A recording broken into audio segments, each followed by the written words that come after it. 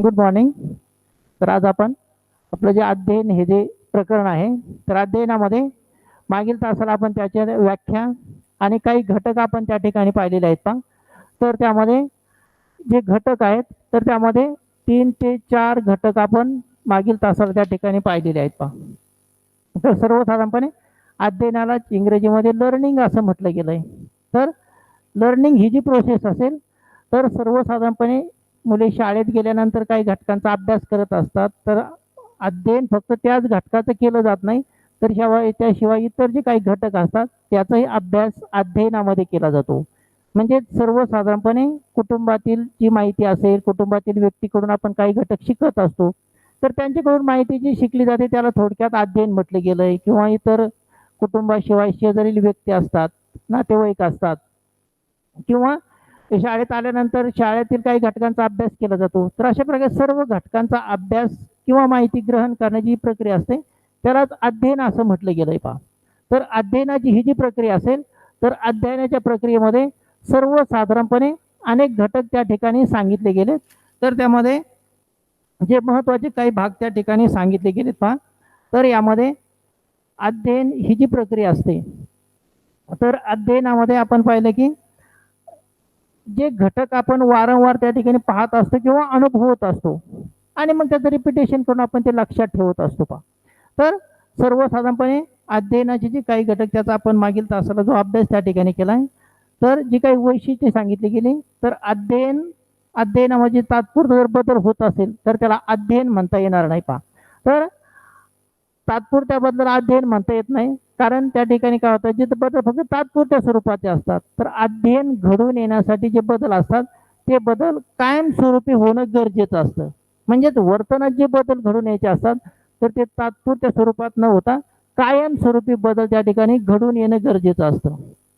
आणि मग असे जे बदल असतात तर ते कायमस्वरूपी घडून न येता ते बदल जेव्हा कायमस्वरूपी घडून यायचे असतात तर त्यासाठी अनेकदा आपल्याला काय करावं लागतो, सराव करावा लागतो पहा. वारंवार त्या ठिकाणी सराव करावा लागतो किंवा त्या ठिकाणी आपल्याला प्रॅक्टिस करावी लागते.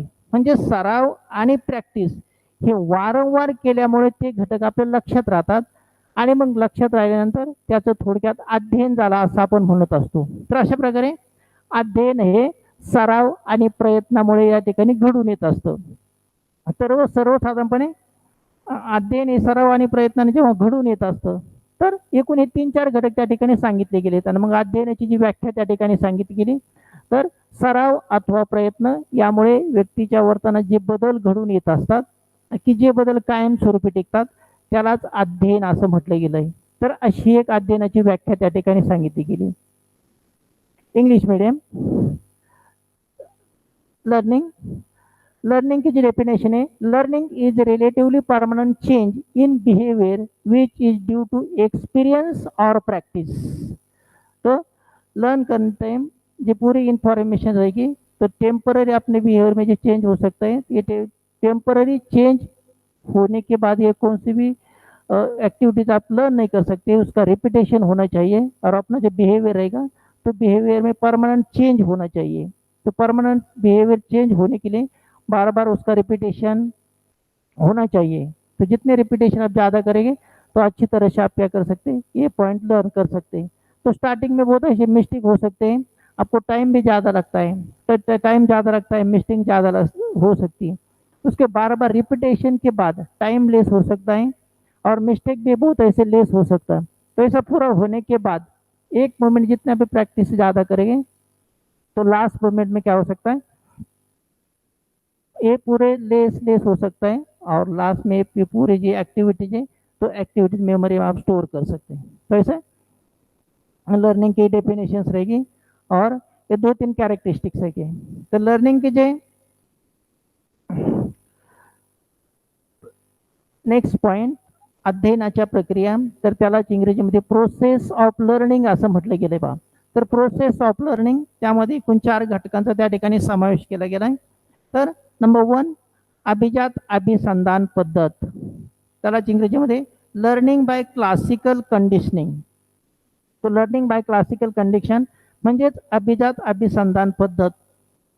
तर या संदर्भात रशियन मानसशास्त्रज्ञ इव्हन पॅवलाव या मानसशास्त्रज्ञाने जे संशोधन केलं आहे पहा, तर 1928 मध्ये, तर हे जे संशोधन त्या ठिकाणी केलंय, तर त्यांनी संशोधन करत असताना या प्रयोगामध्ये कुत्रा या प्राण्याचा वापर केलाय आणि जनरली अन्नपदार्थ ग्रहण केल्यानंतर मानव किंवा प्राण्यांच्या तोंडामध्ये लाळेची निर्मिती होत असते, तर त्यावर पॅवलॉवने संशोधन केलंय. तर हे संशोधन केल्यानंतर त्यांना असं हे सिद्ध करायचं होतं की अन्न पदार्थ ग्रहण केल्यानंतरच लाळेची निर्मिती होते, परंतु प्रयोगामध्ये त्यांनी असं प्रूव्ह करून दाखवलंय की त्या ठिकाणी अन्न पदार्थ न देताही तो कुत्रा लाळ निर्मितीची प्रतिक्रिया देतो. तर जेव्हा मग बेलचा आवाज दिला जातो आणि त्यानंतर लाळ निर्मिती देतो, तर याच प्रक्रियेला थोडक्यात अभिजात अभिसंधान असं म्हटलं गेलंय पहा. तर पॅवलॉव शास्त्रज्ञ या ठिकाणी बेलचा वापर करून बेलचा आवाज दिला, नंतर फूड दिलं किंवा अन्न दिलं आणि नंतर लाळ निर्मितीची प्रतिक्रिया, त्याचा अनेक त्या वेळेस त्याचं रिपिटेशन केलं आणि रिपिटेशन केल्यानंतर शेवटच्या प्रयत्नात पॅवलॉवने काय केलं, फक्त बेलचा आवाज दिला, अन्न पदार्थ न देत आहे कुत्रा काय करतो, लाळ निर्मितीची प्रतिक्रिया त्या ठिकाणी देत असतो पहा. तर असं सर्वसाधारणपणे ही जी प्रक्रिया असते यालाच कंडिशनिंग असं म्हटलं गेलंय. म्हणजेच अभिजात अभिसंधानाची ही जी पहिली प्रक्रिया असते, तर या पहिल्या प्रक्रियेमध्ये पॅवलॉव शास्त्रज्ञाने हे सिद्ध करून त्या ठिकाणी दाखवलंय. तर फॉर इंग्लिश मीडियम, तो first point number 1, processes of learning. तो प्रोसेसेस ऑफ लर्निंग में क्या रहेगा, learning by classical conditioning. Learning bye classical condition में इवन पॅवलॉव साइंटिस्ट ने इसके ऊपर डिटेल पूरा स्टडी किया इन 1928. तो 1928 में पॅवलॉव ने जो एक्सपेरिमेंट किया, तो एक्सपेरिमेंट डॉग एनिमल के ऊपर किया. तो उसको स्टडी क्या करने का था, तो जनरली फूड इनटेक की प्रोसेस रहेगी, तो ये प्रोसेस में क्या, फूड इनटेक की प्रोसेस के टाइम अपने मुंह में क्या हो सकता है, सलाइवा प्रोड्यूस हो सकती है. तो सलाइवा प्रोड्यूस हो सकती है, लेकिन ये नेचुरल प्रोसेस है. तो अभी पॅवलॉव को ये प्रूव करने का है कि बेल बजने के बाद उसको फूड नहीं देते टाइम भी डॉग क्या कर सकता है, सलाइवा का रिस्पॉन्स दे सकता है. तो ऐसे एक्सपेरिमेंट पॅवलॉव ने डॉग के ऊपर किया. तो एक्सपेरिमेंट करते टाइम पॅवलॉव ने क्या किया, फर्स्ट टाइम बेल का आवाज दिया, लेकिन डॉग ने सलाइवा का रिस्पॉन्स नहीं दिया. तो नेक्स्ट ट्रायल में क्या होगा, वो बेल का आवाज दिया, बेल का आवाज देने के बाद नेक्स्ट क्या होगा, तो फूड दिया, तो बेल, उसके बाद लाड़ निर्मिती. ये जो प्रोसेस रहेगा, तो ये के बाद स्टार्टिंग में पॅवलॉव ने क्या किया, बेल का आवाज दिया, बेल का आवाज देने के बाद उसके बाद फूड दिया, फूड देने के बाद डॉग क्या कर सकता है, सलाइवा प्रोड्यूस की रिस्पॉन्स दे सकता है. ऐसे उसका रिपीटेशन बार बार किया. तो बार बार रिपीटेशन के बाद पॅवलॉव ने बेल का आवाज दिया, बेल का आवाज देने के बाद ये कंटिन्यू हो गया. बहुत ऐसे 8-9 ट्रायल्स हो गए, 10 ट्रायल्स हो गए. तो 10 ट्रायल होने के बाद पॅवलॉव ने सिर्फ बेल का आवाज दिया और फूड नहीं दिया, तभी भी डॉग क्या कर सकता है, सलाइवा का रिस्पॉन्स दे सकता है. तो ऐसा ये रहेगा क्लासिकल कंडीशनिंग की ये प्रोसेस. तो पॅवलॉव ने ये पूरा प्रूव किया. तो प्रूव करने के बाद ये पूरा एक्सपेरिमेंट पूरा कंप्लीट हो गया, तो कि फर्स्ट प्रोसेस कंप्लीट हो गई. तर अध्ययनाच्या प्रक्रियेमध्ये प्रोसेस ऑफ लर्निंग मध्ये काय झालंय, हा पहिला घटक या ठिकाणी संपलाय. तर अभिजात अभिसंधान पद्धत, तर यामध्ये पॅवलॉव शास्त्रज्ञाने हे संशोधन त्या ठिकाणी सिद्ध करून दाखवलंय ते 1928 मध्ये. तर सेकंड टाइप, साधक अभिसंधानाद्वारे अभिसंधान. साधक अभिसंधान.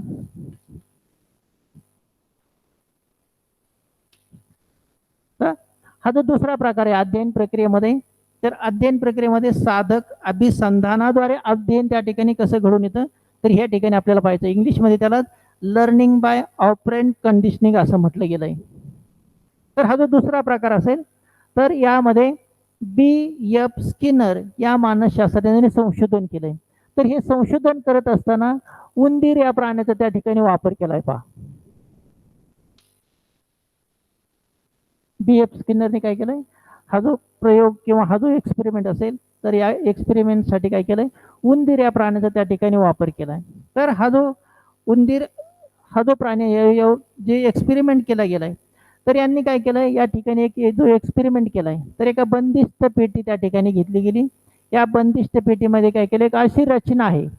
तर थोडक्यात ही जी बंदिस्त पेटी असेल तर अशी त्या बंदिस्त पेटीमध्ये काय केलं, अशी रचना केली की या ठिकाणी कोपऱ्यामध्ये काय असतं, एक बटन असतं पहा. आणि हे जे बटन असेल तर या बटन जेव्हा आपण प्रेस करतो किंवा हे बटन दाबतो, तर हे बटन दाबल्यानंतर प्लेटच्या वरील बाजूस अन्न पदार्थाच्या विशिष्ट अशा टॅबलेट किंवा गोळ्या ठेवलेल्या असतात. आणि बटन दाबल्यानंतर या बॉक्समध्ये जी रिकामी एमटीची प्लेट असेल त्या प्लेटमध्ये अन्न पदार्थ किंवा अन्नाच्या त्या गोळ्या त्या ठिकाणी पडतात. अशी रचना प्रयोगासाठी केलेली आहे. आणि मग रचना अशी केल्यानंतर त्या ठिकाणी जेव्हा बटन दाबलं जातं त्यावेळेस त्या ठिकाणी हे काय होतंय, अन्न पदार्थाची गोळी त्या ठिकाणी त्या प्लेटमध्ये पडते. तर असं कंटिन्यू झाल्यानंतर जेव्हा प्रयोगाला आपल्याला सुरुवात केली तर उंदीर त्या ठिकाणी आत सोडला गेला. तर आत सोडल्यानंतर तो फक्त इकडे तिकडे फिरण्याची प्रतिक्रिया देत असतो. तर ही प्रतिक्रिया दिल्यानंतर मग तो इकडे इकडे त्या बॉक्समध्ये सतत इकडे तिकडे फिरण्याची प्रतिक्रिया देतो, कारण भुकेची तीव्रता त्या ठिकाणी अधिक झालेली असते. आणि मग नंतर एका योगायोगाने त्याचा पाय त्या बटनावर पडतो. बटनावर पाय पडता क्षणीच त्या प्लेटमध्ये अन्न पदार्थाची गोळी पडत असते. मग तो उंदीर त्या ठिकाणी ती गोळी ग्रहण करतो. आणि मग परंतु हे त्याच्या लक्षात येत नाही की हे बटन दाबल्यानंतर अन्न पदार्थाची गोळी प्लेटमध्ये पडते. हा योगायोगाने त्या ठिकाणी हे घडलेलं असतं. मग काही कालखंड गेल्यानंतर पुन्हा भुकेची जाणीव होत असते. पुन्हा उंदीर इकडे तिकडे फिरण्याची प्रतिक्रिया देत असतो. पुन्हा योगायोगाने या ठिकाणी त्या बटनावर त्याचा पाय पडतो आणि मग अन्न पदार्थ त्या ठिकाणी त्याला मिळत असतात किंवा अन्नाची गोळी त्या ठिकाणी पडत असते. तर अशा अनेक प्रयत्न झाल्यानंतर तो उंदीर पेटीमध्ये सोडताच अनावश्यक ज्या हालचाली सुरुवातीस त्याच्याकडून घडून येत होत्या तर त्या अनावश्यक हालचाली घडून येणं त्या ठिकाणी कमी झालेलं आहे पहा. आणि मग हे कमी झाल्यानंतर जेव्हा नंतर जे प्रयत्न असतात त्या प्रयत्नामध्ये तो काय करतो, फक्त उंदीर त्या ठिकाणी स्किनरने उंदीराला आतमध्ये सोडल्यानंतर तो जातो आणि डायरेक्ट बटन दाबत असतो. आणि मग हे जे बटन दाबल्यानंतर त्याला अन्न पदार्थ मिळत असतात. तर अशा प्रकारे अनेकदा असे प्रयत्न करून त्या ठिकाणी काय होतं, उंदीर आतमध्ये सोडतात अन्न पदार्थ ग्रहण करण्याचं त्या ठिकाणी तो शिकत असतो पहा. तर असा हा एक दुसरा घटक या ठिकाणी सांगितला गेला आहे. Second types, learning by operant conditioning. Learning by operant conditioning means BF Skinner scientist ने इसके ऊपर पूरा डिटेल स्टडी किया. BF स्किनर ने क्या रैट के ऊपर पूरा एक एक्सपेरिमेंट किया. एक्सपेरिमेंट करते टाइम ये एनिमल रहेगा रैट्स और इंस्ट्रूमेंट क्या रहेगा, एक बॉक्स रहेगा. तो बॉक्स में क्या रहेगा, इधर एक जो बॉक्स रहेगा, बॉक्स में एक लीवर रहेगा. तो लीवर का यूज का है, लीवर प्रेस होते टाइम ये बॉक्स में एक एम्प्टी प्लेट रहेगी. एम्प्टी प्लेट में उसको फूड मिल सकता है. बटन प्रेस करने के बाद उसको फूड मिलता है. तो ऐसे पूरे कंटिन्यू बहुत ऐसे ट्रायल होने के बाद रैट क्या कर सकता है, डायरेक्ट बटन प्रेस कर सकता है. बटन प्रेस करते टाइम ये प्लेट में उसको फूड मिलता है.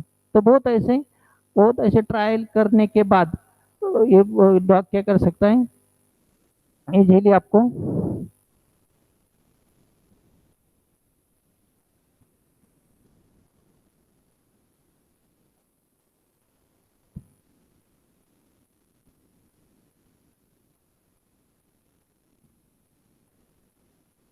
त्यामध्ये आपण हे जे आतापर्यंतचे 2-3 घटक आपण त्या ठिकाणी जे पाहिलेत त्याच्या स्लाइड आपण या ठिकाणी पाहत आहोत पहा. तर त्यामध्ये जे घटक आपण पाहिलेत त्यामध्ये सुरुवातीला आपण पाहिले की अध्ययन, त्यानंतर त्याला इंग्रजीमध्ये लर्निंग असं म्हटलं गेलंय.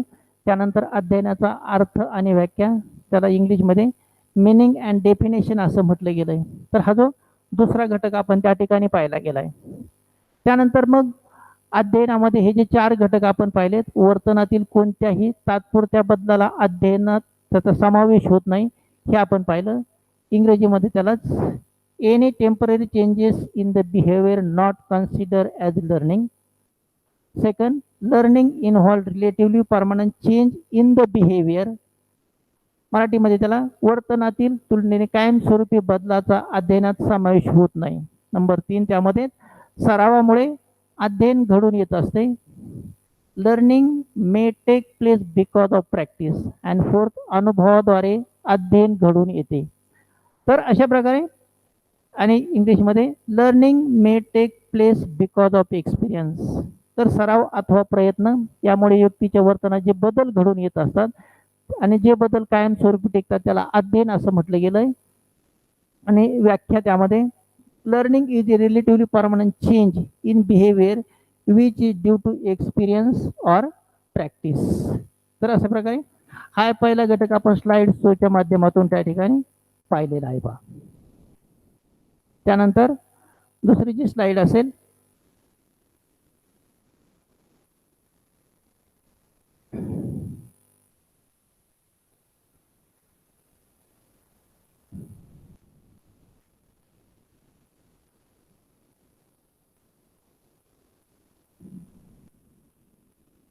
तर हा जो घटक असेल तर या घटकाची माहिती आपण या ठिकाणी पाहत आहोत. तर हा दुसरा एक घटक आपण त्या ठिकाणी पाहिलाय. त्यानंतर तिसरा घटक आपण या ठिकाणी पाहणार आहोत बोधात्मक अध्ययन. हा जो तिसरा घटक असेल पहा. तर तिसरा घटक आपण या ठिकाणी जो पाहत आहोत तर त्याला काय म्हटलं गेलंय बोधात्मक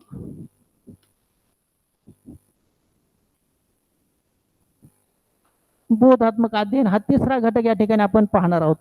तर बोधात्मक अध्ययन त्याला इंग्रजीमध्ये लर्निंग बाय कॉग्नेटिव्ह प्रोसेसेस असं म्हटलं गेलंय. तर यामध्ये एडवर्ड टोलमन या मानसशास्त्राने यावर संशोधन केलंय पहा. तर हे जे संशोधन करत असताना त्यांनी काय केलंय उंदीर या प्राण्यावर त्या ठिकाणी तो प्रयोग केलाय पहा. तर दुसऱ्या घटकामध्ये आपण जी माहिती पाहिली की B.F. स्किनरने उंदीर या प्राण्यावर जे संशोधन त्या ठिकाणी केलं गेलंय. तर संशोधनामध्ये त्यांनी तो प्रयोग केला.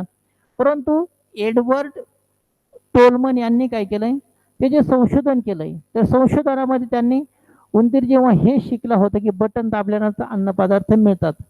पण टोलमन यांनी जे सिद्ध करून दाखवलं की त्याला अन्न पदार्थ न देताही तो इतर घटकांच्या निरीक्षण करून त्या ठिकाणी काय करतोय त्या पेटीमध्ये जी काही रचना असेल त्या संदर्भात ती माहिती जाणून घेतो किंवा ही जी प्रक्रिया त्या ठिकाणी करत असतो. आणि ही जी मानसिक प्रक्रिया असते तर त्याला थोडक्यात बोधात्मक प्रक्रिया म्हणून संबोधलं गेलंय पहा.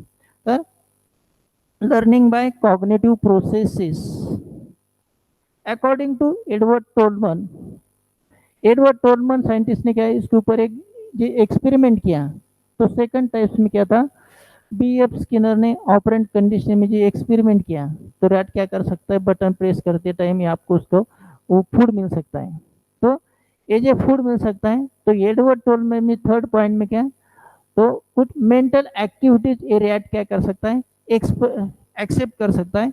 और ये एक्सेप्ट होने के बाद ये कॉग्निटिव प्रोसेस पूरी कंप्लीट हो सकती है. तो ऐसे अलग अलग प्रोसेस ये कॉग्निटिव फैक्टर्स में रहेगा.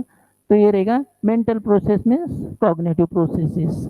नेक्स्ट नंबर 4 अनुकरणाद्वारे अध्ययन त्याला म्हटले गेलंय पहा.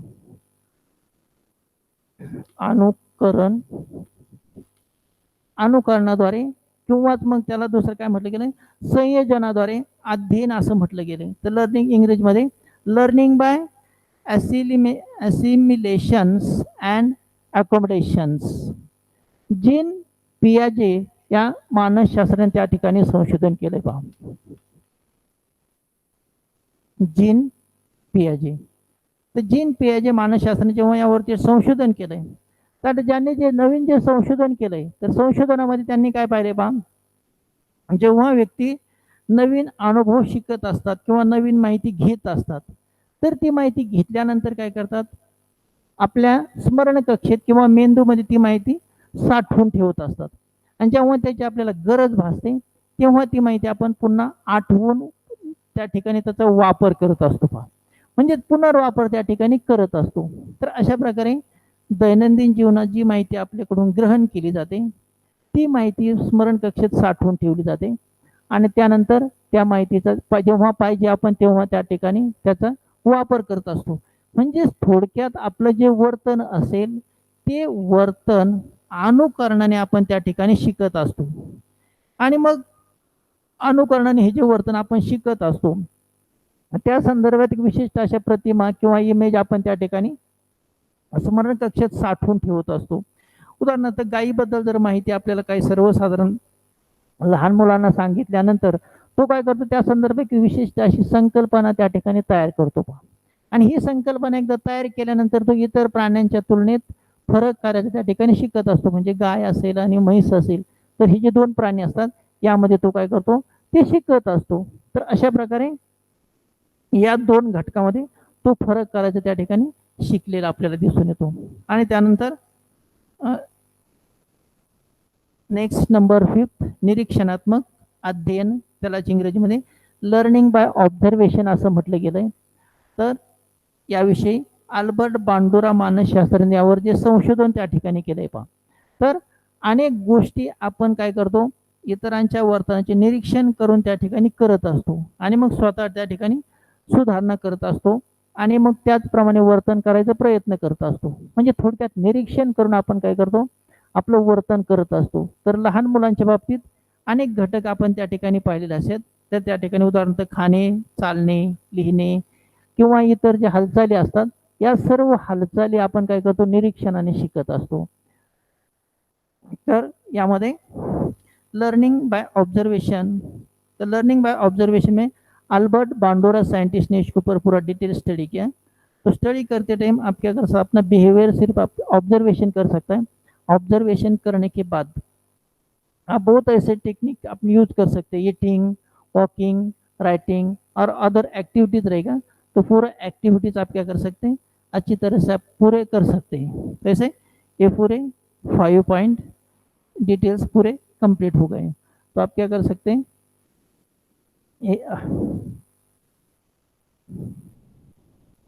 Present now